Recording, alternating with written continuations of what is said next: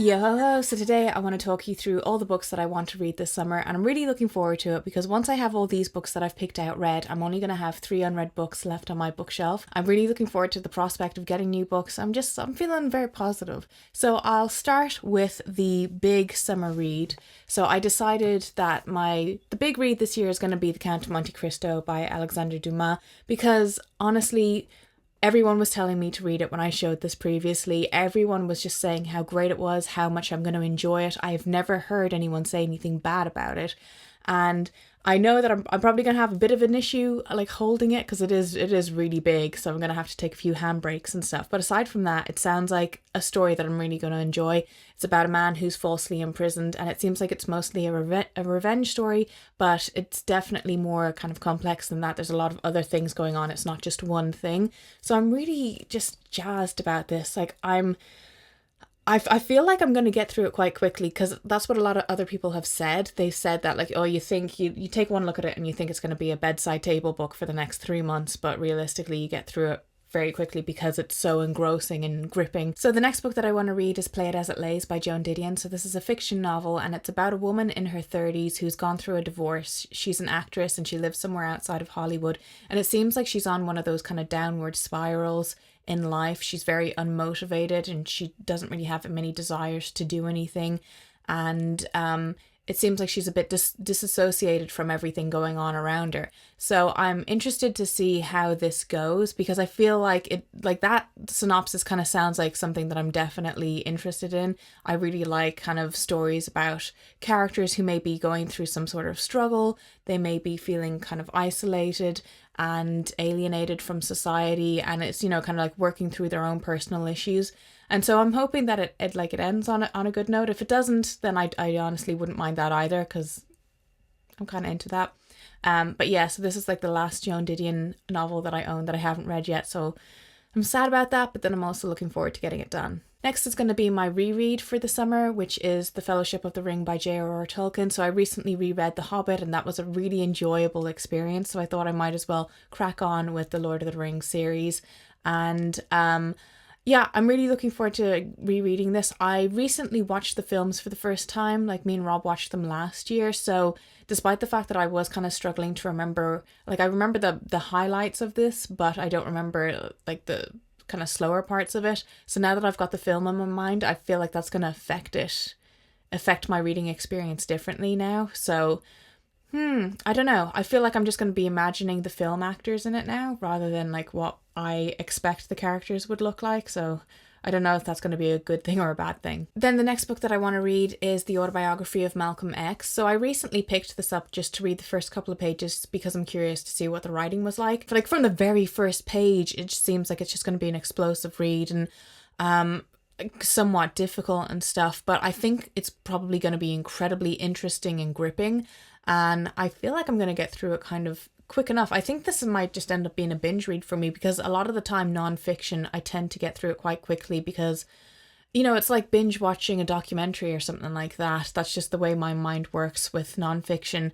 I seem to like not be able to get enough of it when I'm actually reading it. And this was actually completed shortly before Malcolm X's assassination, so it's pretty much going to cover his entire life. So I'm really interested to see how this goes. I feel like I'm going to have nothing but positive things to say about it. So the next book that I'm going to be reading is The Last Children of Tokyo by Yoko Tawada. So I picked this up on the Book Depository recently.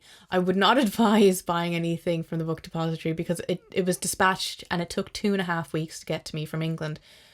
Oof, there's a lot of people buying a lot of crap online at the moment. But yeah, this randomly just dropped down in price and I decided to snag it. I didn't reread the plot synopsis though, so when I actually got it in the post and read it, I was like, oof, this is not really the time that you want to be reading something like this because basically there's been a global catastrophe and the oceans have been poisoned and Japan has had to close its borders completely. And the youngest generation have started being born really frail and sickly, and they're basically dying off. They're not able to survive. And this is about an old man whose great-grandson, it's either his great-grandson or his great-great-grandson, may possibly hold the key to curing whatever is going on with these children. So I'm hoping that the story will have a huge element of like perseverance and like we can get through this rather than being downtrodden. Like from that synopsis, I think it does sound quite hopeful. So yeah, and I'll get through it in no time. It's a very short novella. It's just over 100 pages. I'm really hankering more Japanese literature, so I'm really looking forward to getting stuck into this. Moving on to the books that I'm hoping to read in kind of like the August time. So this is kind of like the autumnal sort of shift.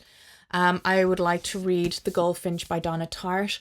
So again, when I mentioned this in my unread books video, a lot of people commented saying The Goldfinch actually, it doesn't take that long to read despite the fact that it's over 800 pages, even though it doesn't look it. It's just got that real thin Bible paper, like I said.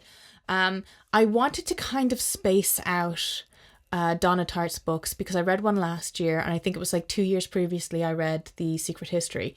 And I really enjoy her writing, so therefore I don't want to read her last novel because like how long is it going to be until her next one comes out, you know what I mean?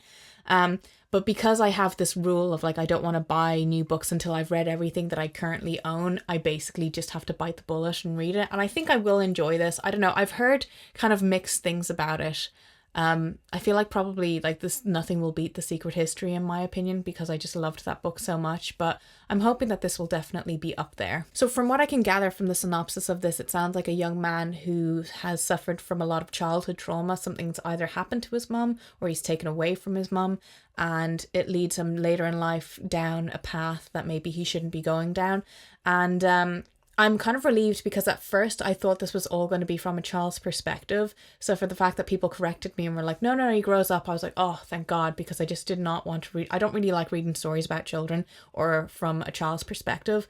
So yeah, I do have like higher hopes for this now that I know that. Next, I'm going to be reading The Greek Myths by Robert Graves. So this has been sitting on my bookshelf for probably about 5 years. And at the time when I got it, I did end up reading like 200 pages of it. And then I popped it back down on the bookshelf.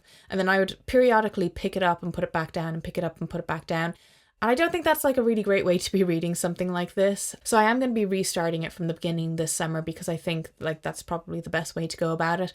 Also, I'm really actually looking forward to it now because I read I, Claudius last year by Robert Graves, and that was one of my favorite books of last year. That was like the most surprising book of 2019 for me, was the fact that I really loved I, Claudius, because I went into it thinking that I wasn't going to enjoy it. So that's given me a lot of hope for this. But this is just like retelling of Greek myths. I love Greek mythology. It was like one of my favorite subjects when I was little to investigate, and like Hercules was like my all-time favorite Disney film. So I am really looking forward to this. And then finally, the last book that I want to read this summer is The Witching Hour by Anne Rice. So I'm really looking forward to reading this. I've been meaning to read it for years. And last year I was lucky enough to get my hands on a new copy for €4 in Chapters. And I had a book voucher, so it was basically free. It was fabulous. So this is about a woman who's a doctor whose estranged mother dies. And she ends up kind of going back to New Orleans and finding out her roots and like where she's come from and stuff, and getting reestablished with the family. So this sounds really interesting because it's like a massive family saga from what I can tell, and like it's just over 900 pages. It's probably going to take me a little while, but I'm really looking forward to getting stuck into this because I have been like craving some Anne Rice writing for years now, and I've just been holding out to read this because I want to read it because it's about witches. I love witches. They're like one of my favorite things. So yeah, I'm really looking forward to like letting you know my thoughts on it, and if it's good then I would like to continue on with the series because I didn't mention, but it is a series. So those are all the books that I'm hoping to read this summer. I'm feeling really confident about it considering how well I did in spring, considering the fact that I still had so much college work to do as well. I still have a month's worth of college work to get through. I'm not going to be finished until early June, so it's going to be a slow start to the reading, but I feel like once my summer actually begins in June, I'm going to be flying. So yeah, let me know if you've read any of these books. Let me know what you're planning to read this summer, and I hope you enjoyed this video, and I will talk to you soon. Goodbye.